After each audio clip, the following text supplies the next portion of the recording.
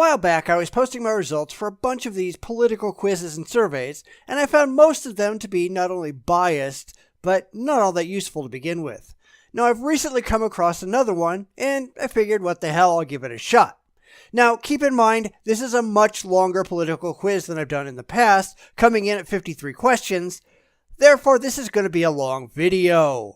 Please go to the site in the description, take the survey, and let me know how you came out in the comments. So, without further ado, let's get started. Question 1. Laws should restrict abortion in all or most cases. I honestly can't think of a single case where laws should restrict abortion at all. No one should ever be forced to remain pregnant against their will, period.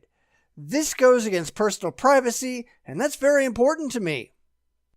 Question 2. Unions were indispensable in establishing the middle class. Well, maybe they were, but today I think they're pretty useless, as all the things that they fought for that were worthwhile have already been enshrined in law. But that's not what the question is asking. It's asking out history. But history doesn't mean anything to modern day politics. You might as well be asking if Santa Fe is the capital of New Mexico. Well, yes it is. So what? So I'm going to have to answer yes, but it doesn't really mean a damn thing. Question 3. In nearly every instance, the free market allocates resources most efficiently. Well, no, that's not necessarily true. The most efficient way to do things is to have ludicrously strong oversight, to have strong governmental control over every single transaction. But that's also the fastest way to tyranny, and that's the whole point. The free market may not be the most efficient, but it is the most effective method of maintaining freedom. It's kind of in the name. The whole point is to keep control within the hands of the people most directly affected. And this is where I start asking if this quiz is being biased, because it starts asking questions that are really irrelevant. So, no, I guess it isn't the most efficient, but it is the best system available. Question number 4. Public radio and television funded by the state provide a valuable service to the citizens. I don't think it is, at least not the way we do it in the United States. As we do it here, it's pretty much a liberal platform paid for by the taxpayers. There's no even-handedness on public radio or television. It's ridiculously biased, and because it doesn't represent the whole of the American people, it shouldn't be paid for by the whole of the American people. So, no, and I think that's pretty important. Question 5. Some people should not be allowed to reproduce. Alright, it's easy to say yes, the morons on the left shouldn't be allowed to breed, but that's not really what they're going for. But I do think that people who have no interest in raising children shouldn't be allowed to have them. There are too many people for whom children are not the plan, they're just an unintended consequence of sex, but once they have them, they're not allowed to just dump them on the side of the road, so they just keep them around and pretty much ignore them. Those people are idiots, and we've got enough idiots out there already, so yeah, they shouldn't breed, and it really matters. Question number 6. Access to healthcare is a right. No, not really. I mean, it doesn't appear in the Constitution, therefore it isn't a right. It certainly isn't something that we should just hand out for free because you bothered to wake up in the morning.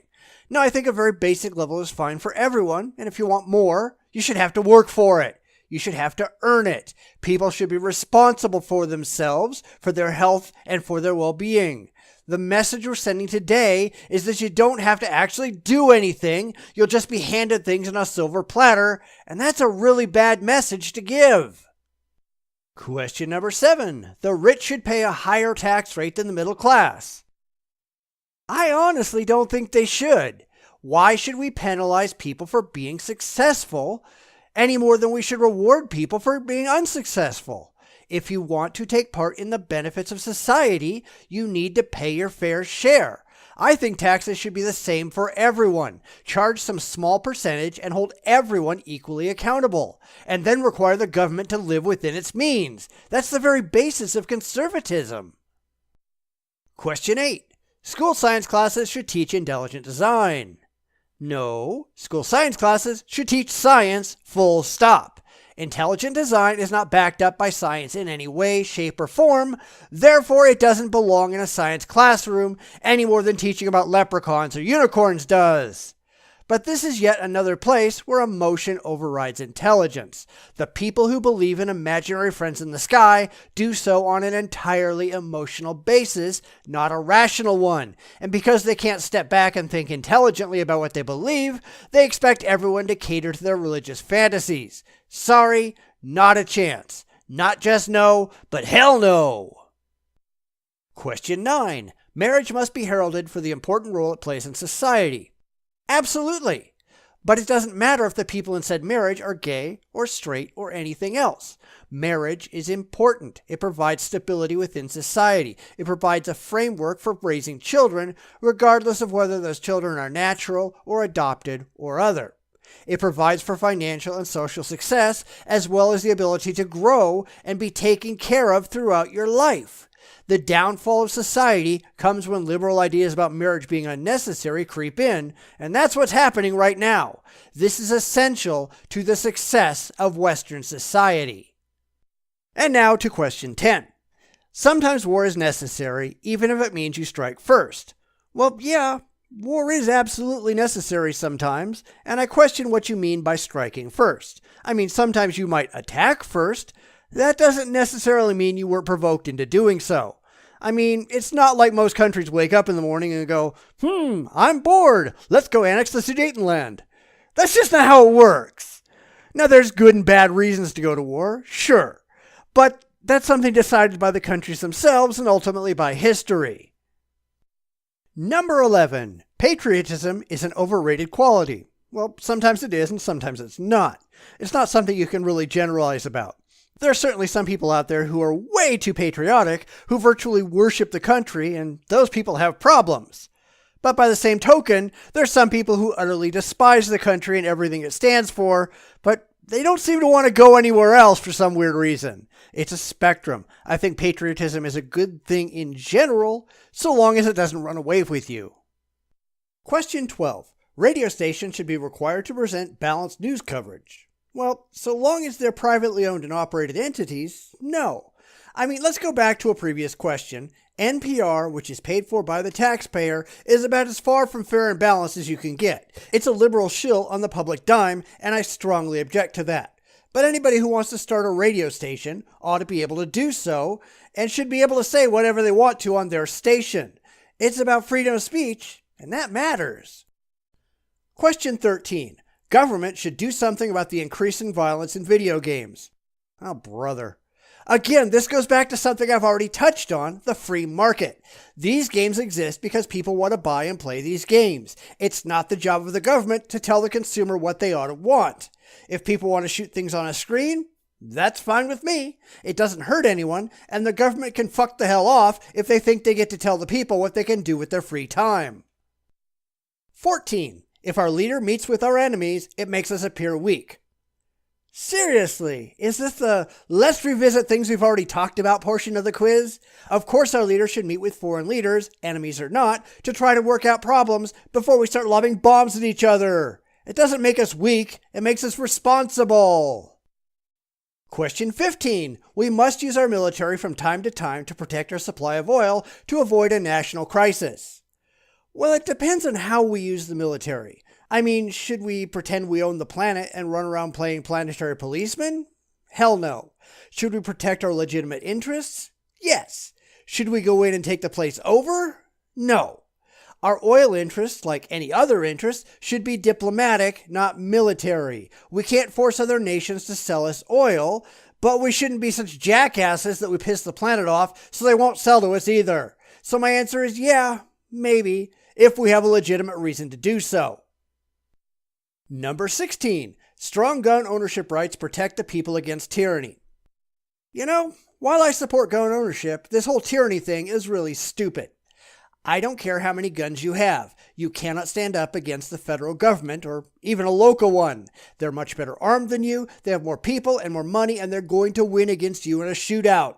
These prepper anarchist idiots deserve to get their full heads blown off. I'm not interested in their stupidity. The Constitution sort of agrees that you have a right to own firearms, but please, don't be a fucking moron about it.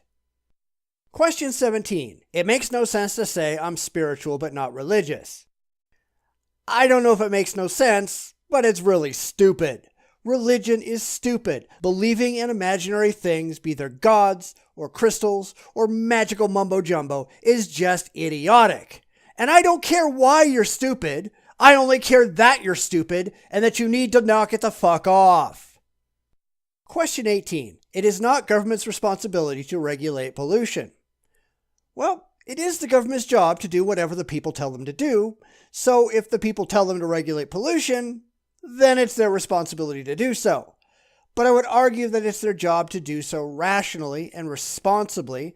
And let's be honest, lots of governments are just freaking out and running around like chickens with their heads cut off, wasting billions of dollars on essentially nothing. So this one could go both ways. Question 19. Gay marriage should be forbidden. Hell no. Any marriage is good marriage. Any commitment between two, and maybe even more than two people, is fine by me. The religious need to get the fuck over themselves and stop thinking they rule the roost. You've lost. Give up. Stop being stupid. And now on to question 20. It should be against the law to use hateful language toward another racial group. Nope. Freedom of speech is more important than people getting offended. And I think this whole hate speech thing needs to go away. People need to grow a backbone in this country. Remember that old saying, sticks and stones may break my bones, but words will never hurt me? Whatever happened to the people who believed that? Now people are quivering masses of jello, terrified that someone will say something that they don't like. What the fuck is wrong with you people? Everybody's so terrified of offending someone. Maybe if you people just talked about things, you could work out your disagreements. Question 21. Government should ensure that all citizens meet a certain minimum standard of living. Nope, that's not their job. It's the individual job of every person to make sure they live the life they reasonably want to live. That's why liberalism destroys societies. It's taken strong Americans and turned them into namby-pamby whiners. Can you imagine the explorers of the Old West living by modern liberal standards? The country would never have gotten past the Mississippi. And modern liberals, I'm sure they'd be happy with that. So, no! Question 22. It is wrong to enforce moral behavior through the law because this infringes upon an individual's freedom. Now, it depends on what you want to call moral behavior because ultimately all law is moral in some fashion. Telling you not to murder someone is infringing on your freedom to murder someone. Should we get rid of laws against murder then? I don't think so. And I think one thing people forget is that it's impossible for any society to exist that doesn't infringe upon an individual's freedom to some degree. You just can't have a totally free society. That would be complete anarchy. What makes a society work are laws, and laws by definition are limiting on freedom. It just depends on where these laws come from and why they exist that make a difference. Number 23. Immigration restrictions are economically protectionist. Non-citizens should be allowed to sell their labor domestically at a rate the market will pay. Bullshit. A country without immigration laws isn't a country. It's interesting to note that there are absolutely no countries on the face of the planet that do that, because without immigration laws, there are no citizens, and without citizens, there are no countries. Geez, and some people believe this bullshit. See, this is why I think this is really kind of libertarian-based. I look at these questions and it's like, that's the kind of shit they'd come up with. Question 24. An official language should be set and immigrants should have to learn it. Absolutely, because the heart of a cohesive nation is having a common culture, and having a common culture is not possible without a common language. If the people can't understand each other, how can they work together? Again, this is something that is true almost everywhere in the world. If you move to France, for example, you're going to have to learn French because the French people are not going to coddle you by printing everything in 142 languages. Get over yourself, learn the language, assimilate into the culture, and become a goddamn American already. On to question 25. Whatever maximizes economic growth is good for the people. Yes, with caveats. It may not help the people immediately, it may not help all the people, and it may not help them directly. But in general terms, whatever helps the economy grow will help the general populace of the country.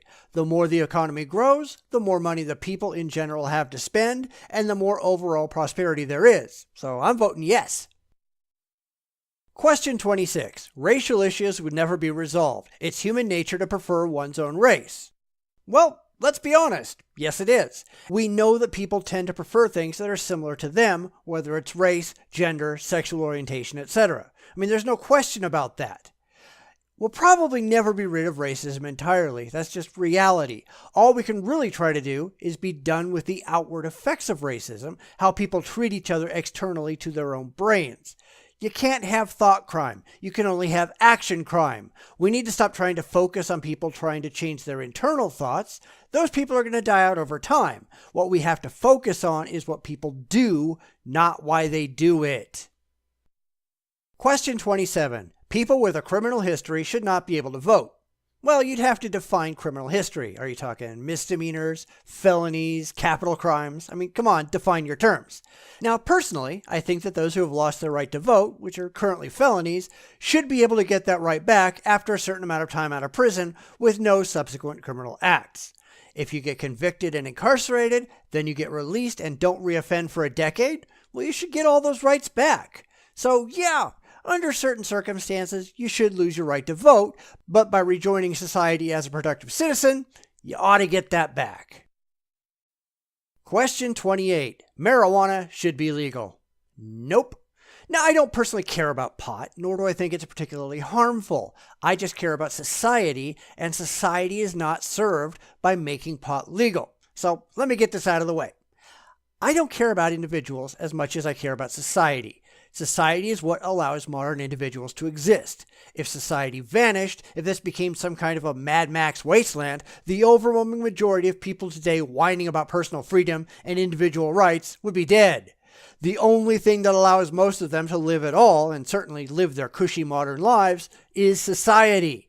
Now, to keep with the Mad Max analogy, these people think they're Lord Humongous, when in reality, they're this guy. Toady would never survive in the wasteland without the big dogs protecting him. And so, because I think drug use in general is harmful to society, and that includes the attitudes around drug use, I will never, ever support it. Question 29. The state should fine television stations for broadcasting offensive language. I think there might have been a reason for that once upon a time, but today, why bother? I don't care if people get offended. If you get offended, don't watch. I don't think broadcast television, and that's hardly even a thing these days, should be showing outright porn. But otherwise, I'm not particularly worried about it. Say what you want to say. And then comes question 30. It does not make sense to understand the motivations of terrorists because they're self-evidently evil. Personally, I don't care about the motivations of terrorists. I don't care what their beliefs are. I don't care why they do what they do. I want them to stop, and if putting a bullet in every single one of their brains is what it takes, do it. As I said before, I don't care what they believe, I care what they do. And so long as their actions are in violation of international law, they deserve to be taken down, regardless of what their motivations might be. Question 31. The lower the taxes, the better off we all are. Well, that depends on how the money's being spent, doesn't it? I mean, we certainly need a government, although I think it's best if it's small, and that government certainly needs funding to operate. But it's really impossible to answer this in general terms without talking about how much taxes we're talking about and how that money's being legitimately spent. Therefore, I'm going to punt. 32. Minority groups that have faced discrimination should receive help from the state to get on an equal footing. Is that have faced discrimination or are facing discrimination? That's an important distinction to make. Just because a group has been discriminated against in the past doesn't mean they should get any special treatment today. Again, I can see the bias in the questions, and that makes me question the validity of the survey. Therefore, based on how the question is actually phrased, I'm going to vote that I disagree. Question 33. It is wrong to question a leader in wartime. Well, it's never wrong to question anyone for any reason. It might be wrong to disobey a leader in wartime, but you have a right to speak your mind and question the policies of anyone for any reason, period. On to question 34. Tighter regulation would have prevented the collapse of the lending industries. Well, damn straight it would have. Anybody who didn't see this one coming wasn't paying attention. A lot of people, myself included, pointed out the coming apocalypse more than a year before it happened. But let's be honest, Politicians don't care. They only care about their legacies. So long as the economy is going like gangbusters, they get votes. And they hope that they'll be out of power by the time the shit hits the fan. This was a disaster that should have been prevented and could have been prevented if the government cared to prevent disasters. But we all know that it doesn't. Question 35. It makes sense and is fair that some people make much more money than others. Well, of course it is. Some people work harder than others. Some people are more naturally gifted than others. And let's face it, some people are luckier than others and take advantage of the right opportunities. So they ought to be more heavily rewarded because they did the right thing. Why is this even a question? Question 36. Toppling enemy regimes to spread democracy will make the world a safer place. Now, I'm honestly of two minds on this. On one side, I think democracy is a better form of government than most others, but on the other, I hate to think that we should play the planet's policeman. If another group of people wants a dictatorship, who the hell are we to tell them no? If another country wants communism, how is it our business to stop them? That makes this question kind of a hard one to answer without specifics. Is this enemy regime actively harmful to the world? Or are we just flying the democracy flag and waving our democratic dicks around? I'm gonna punt. Question 37. The state has no business regulating alcohol and tobacco products. Well, as I've previously said, the state has the job of doing whatever the people want the state to do. If they want to regulate alcohol and tobacco, or anything else for that matter, they can. A lot of this comes from people who fall into the minority, but who want to do things that the majority disapproves of. They're going to whine that they ought to be able to do whatever they want to do, but it doesn't really work that way. And I've seen, I shit you not, someone argue that people who like kiddie porn are being discriminated against because society has outlawed it. That's kind of the mentality these people have. Question 38. If an unwed teen becomes pregnant, abortion may be a responsible choice. Actually, it might be the only responsible choice, but that's between the teen, the father, and their families. Now, abortion is probably never a great option, but sometimes it might be the best choice of a load of bad choices. I'm not necessarily a fan of abortion, but I am a fan of the availability of abortion.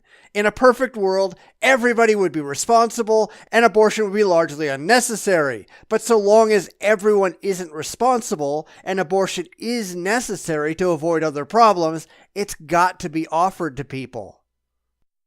39. International trade agreements should require environmental protections and workers' rights, meaning no free trade with countries that lack pollution controls or labor protections. Now, I take issue with the word require. Can they have environmental protections and worker rights clauses? Absolutely. Must they? I'd say that's up to the individual parties involved. I would question the right for bigger nations to impose their social standards on smaller nations simply because they have more latitude in making such agreements, and I think that sets a dangerous precedent. Question 40. Gay equality is a sign of progress. Hell yes. Almost any equality is a sign of progress. And I say almost because I'm sure there are idiots out there who would want to make bacteria equal to humans or some crazy nonsense like that.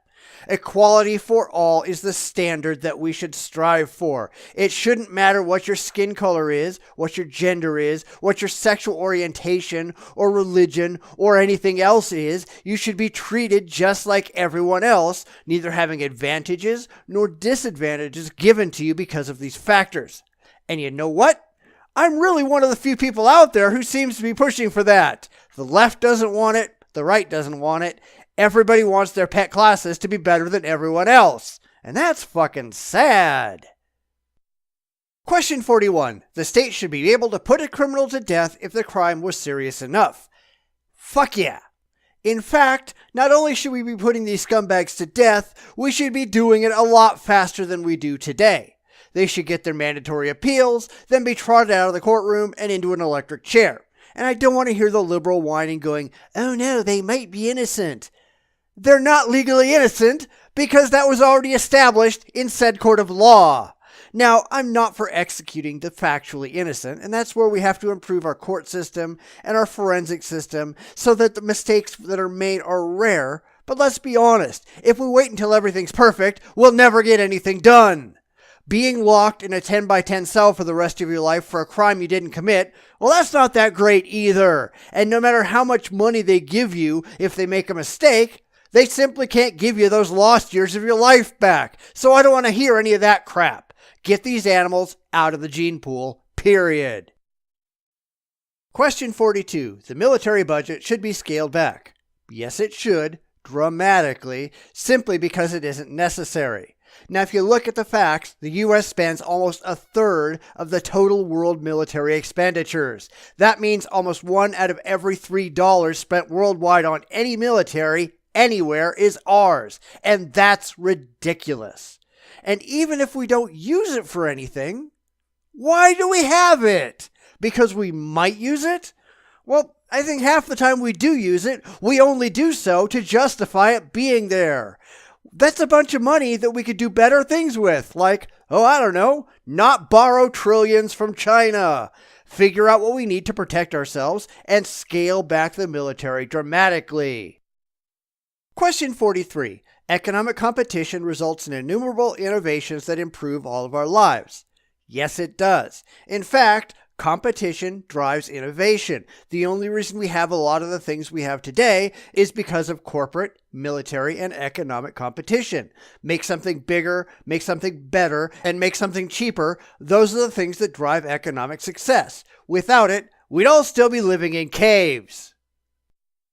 Question 44. It's not our place to condemn other cultures as backward or barbaric. Why the hell not? Of course, it's all just opinion, but are we not entitled to our own opinions? I mean, I can look at a lot of cultures and say, that's total shit. And they are just as welcome to look at mine and say the same thing. Where the hell did we get the idea that criticizing others and having negative opinions of others is somehow a bad thing? When the hell did we become a nation of wimps? Oh yeah, after liberalism took over. Moving on to question 45. When one group is slaughtering another group somewhere in the world, we have a responsibility to intervene. No, we don't. I mean, we can, if it somehow helps our own national interests, but we are not the planet's policemen. We don't have to ride to the rescue of every group of victims everywhere. People need to take responsibility for themselves and not expect the USA to swoop in and save the day at every turn. This is just weakness, and we have been encouraging weakness. Question 46. We'd be better off if we could just lock up some of the people expressing radical political views and keep them away from society. Now, yeah, I'd like to say that sure, we ought to lock up a bunch of the crazy SJWs and their regressive ilk, but that's not really true. I don't care what people say in general, unless it's demonstrably dangerous. If it promotes violence, that's a different matter. But I'm big on free speech. I'm not big on revolution. Society has every right to self-preservation, and while you can preach hatred and violence, actions, as we should all know by now, have consequences and should. Question 47. Unrestrained capitalism cannot last as wealth and power will concentrate to a small elite.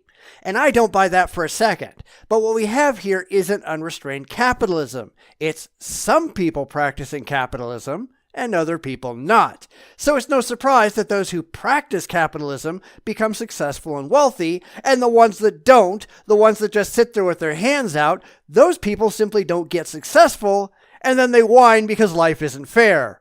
Life's a bitch. Get the hell over it. You had a chance to work hard and be successful, and you fucked it up. Cry me a goddamn river. Question 48. It's a problem when young people display a lack of respect for authority. Now, I don't care if you respect authority. I care if you ignore authority. Just because you don't like authority doesn't mean that authority goes away. And there's an unfortunate number of people who seem to think that civil disobedience means you can't be held accountable for your actions, and that's just wrong. People forget that civil disobedience means going to jail or being otherwise punished and even killed because it brings attention to your cause. It is not a license to get away with murder. Question 49. When corporate interests become too powerful, the state should take action to ensure the public interest is served. Well, I guess that depends on the corporate interest, doesn't it? I mean, this would be situational, and in general terms, I don't really think that's true. But this really depends on having oversight in place and monitoring the public good as well. I mean, we can go back to the 2008 financial crisis. Everyone with half a clue knew it was coming, but you had businesses that cared only about their bottom lines, and you had the government that only cared about its legacy, and neither gave a damn about the good of society. After it exploded, there was a bunch of finger pointing because nobody was willing to admit their own fault in the disaster. Nobody was willing to say we screwed up because as far as they're concerned, they didn't. They never had the best interests of the American public in mind, and that's kind of a problem. Question 50. A person's morality is of the most personal nature, therefore government should have no involvement in moral questions or promote moral behaviors. And again, this depends on what you mean by morality. Ultimately, every law is a moral law because it's all made on moral precepts. It's hard to argue that we can't legislate on morality because all social ideas are ultimately moral in nature. If you want what's best for society, that's a moral desire. If you want equality, that's a moral desire. If you want fairness, that's a moral desire. Maybe if you said no self-serving moral views, I might agree a little bit more. 51. The state should not set a minimum wage. Well, yeah, I think it should. Now keep in mind, the minimum wage is the lowest possible wage. It's not intended to be a living wage. It should apply to people who have no education and no job skills. If you've been in the job market for more than a year, you have no business making minimum wage. If you have anything to offer your employer, you have no business making minimum wage. So if you're an adult with many years in the job market and you're still making minimum wage, you're an idiot, and I have no sympathy for you. Because, personal responsibility. It's your job to grow and learn and move up. And if you fail, that's your problem. Question 52. A nation's retirement safety net cannot be trusted to the fluctuations of the stock market. Why not? Personally, I think everyone's retirement is their own personal responsibility, and it's their job to invest their savings the best way possible to maximize return. Social Security, like the minimum wage, is not supposed to be a living wage. It's a dead minimum payment so that you don't starve to death, nothing more. It's supposed to be supplemental, meaning you're supposed to have provided for your own retirement on your own. That's why you were working all those years. You were supposed to be saving for your retirement. What did you do wrong? Why did you fail? And finally, question 53. Offensive or blasphemous art should be suppressed. Now, I don't believe in offense or blasphemy. If you're offended by something, fuck you. That's entirely on you. It's literally impossible for anyone to offend you against your will. If you get offended, that's your problem. It's because you have no control over your own emotional reactions. If you can't control yourself, don't look at the thing that offends you. You have no right to stop that thing from existing, and you have no right to stop anyone else from looking at it. Sure, you can protest against it if it really makes you feel better, but people have just as much right to go tell you you're an idiot. And if that offends you, too fucking bad. So after all that was said and done, let's see what my score is. Now I know I talk a lot about the inherent biases behind these quizzes, and that's because a lot of them, in fact almost all of them to date, have had a very clear bias towards a particular political ideology, such that they try to put you into a box whether you belong there or not. And I did catch quite a few biased questions this time around, and that makes me suspicious. Regardless, here's what I got. It puts me a couple of spots to the right and close to the line between libertarian and authoritarian, and that's pretty much what I expected. Also, on foreign policy and culture, I got very much in the center, which is also pretty much what I expected. So even though I think there were some problematic phrasing to some of the questions, I still got pretty much where I thought I'd get, which I think is interesting. So how about you? How'd you do? What do you think of my results? What do you think of my positions? I mean, please let me know in the comments, and by all means, post your own scores. Do you agree with me? Disagree?